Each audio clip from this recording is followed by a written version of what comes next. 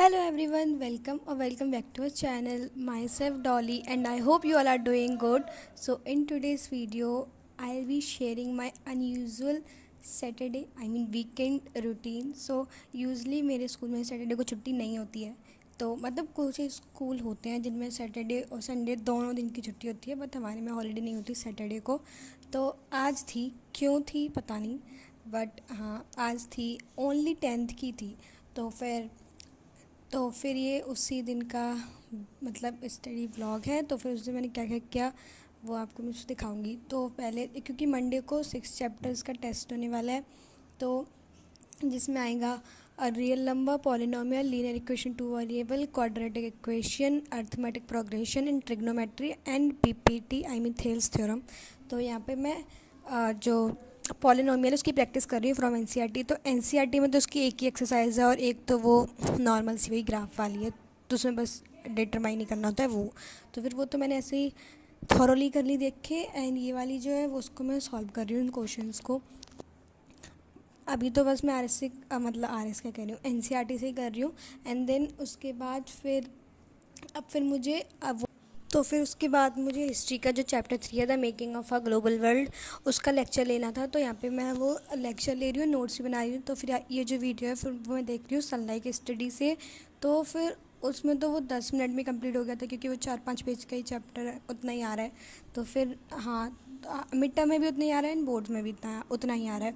तो फिर उसको मैं लिया, तो नोट्स के साथ लिखते लिखते एक्चुअली एनसीईआरटी बुक में भी आई गेस 3-4 पेजेस का ही चैप्टर है, और मेरा नोट्स में भी 3 या 4 या 5 पेजेस में ही आया है।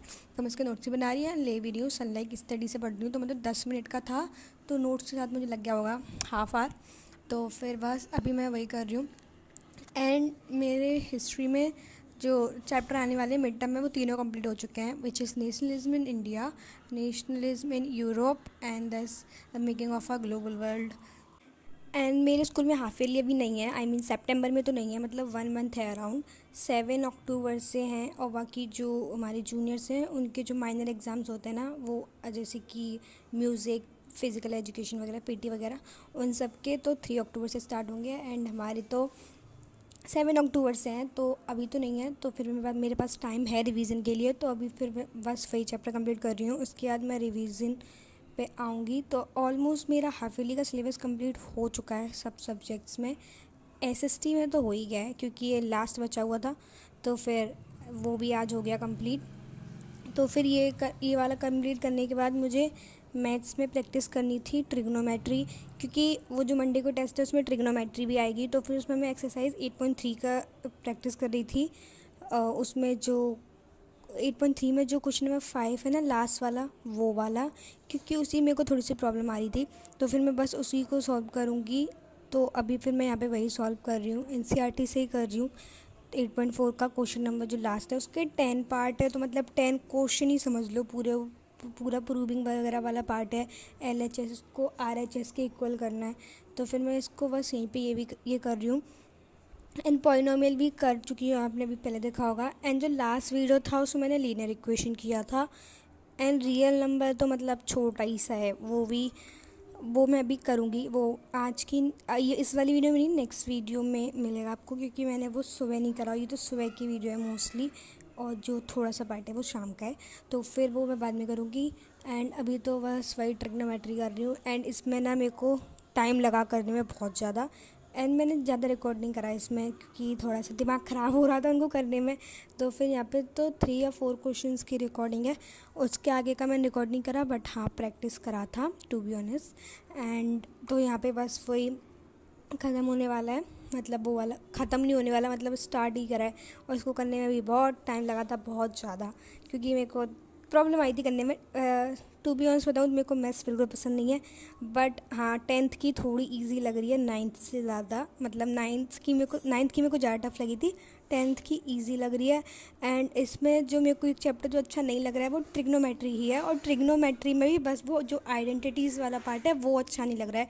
बाकी रेशियोज़ वगैरह, एंगल्स वगैरह, वो सब तो अच्छा लग रहा है, बस यही थोड़ा आइडेंटिटीज़ है, तो उसमें प्रैक्टिस की ज़रूरत है, सही बताऊँ तो अगर प्रैक्टिस करूँगी तो ये भी अच्छा लगने लगेगा, क्योंकि बाकी के चैप्टर अच्छे लगने लगेगा तो ये भी लगने लगेगा।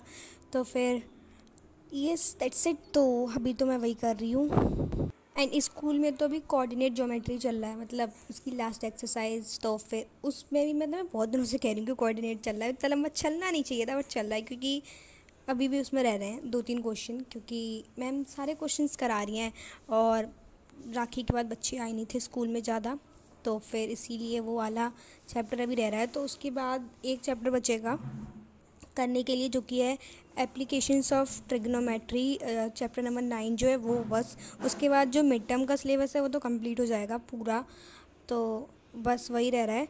एंड अभी कोऑर्डिनेट ज्योमेट्री चल रहा है, तो कोऑर्डिनेट ज्योमेट्री की मेरे को आरएस से प्रैक्टिस करनी है अभी एक बार, तो फिर उसके बाद मैं कोऑर्डिनेट ज्योमेट्री करूँगी, मतलब वो करूँगी एप्लीकेशन ऑफ ट्रिग्नोमेट्री। उसके बाद ये हमने पिज़्ज़ा ऑर्डर किया था, तो ये उसी की क्लिप है।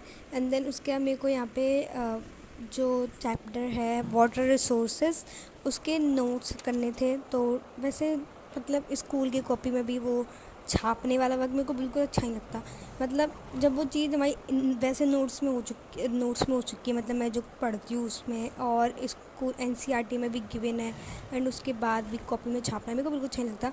तो फिर सबसे पहले फिर मैंने गूगल पे गई, तो फिर मैंने एक सबसे शॉर्ट जिसमें सबसे शॉर्टली एक्सप्लेन था वो वेबसाइट खोली, तो उससे अब मैं उसके नोट्स लिख रही हूँ। उसमें ही मैंने कुछ कुछ पॉइंट्स छोड़ दिए सच बताऊँ तो, क्योंकि अब मेरे को नहीं लिखना था इतना सारा। उसको इसको करने के बाद मुझे इसके क्वेश्चन आंसर्स भी करने हैं, वो जो मैम ने PYQ बुक में से दिए थे अराउंड 10 है, और वो सारे लॉन्ग क्वेश्चन आंसर्स हैं। तो 10 लॉन्ग क्वेश्चन आंसर समझ ही सकते हो, मतलब 3 या 5 नंबर से कम के क्या ही होंगे वो। तो फिर वो भी उसमें भी 5 पॉइंट्स तो आंसर में लिखने ही होंगे, तो फिर मैं वही कर रही हूँ। एंड देन उसके मुझे एग्रीकल्चर के नोट्स करने हैं, फिर उसके कुछ क्वेश्चन आंसर्स हैं अराउंड 10 और 12, वो भी लॉन्ग ही हैं, वो करने हैं। बट इस वीडियो में नहीं करने वाली, बता रही हूँ मेरे को कितना करना है, इसलिए मैंने थोड़ा सा टॉपिक छोड़ दिया है और इसको मैंने गूगल से ही लिखा है। तो वो जो वेबसाइट थी आपको बता दे रही हूँ, अगर आपको चाहिए इन केस, तो वो थी स्टडी रैंकर्स। तो उसमें बहुत ही छोटे मतलब छोटे लिखे हुए थे नोट्स उस टॉपिक से रिलेटेड, तो अभी मैं बस वही करने वाली हूँ। तो फिर ये यहाँ पे मेरा वो कंप्लीट हो चुका है। एंड देन उसके बाद मैं छत पे गई, तो वेदर बहुत अच्छा हो रहा था, आसमान को देख के तो लग रहा था कि बारिश होगी क्या, बट ऐसा कुछ नहीं हुआ। बट हाँ, weather was looking quite beautiful. So yes, so I think I'll be ending this vlog right here. If you enjoyed, then please do like, share, comment and subscribe. Thanks for watching.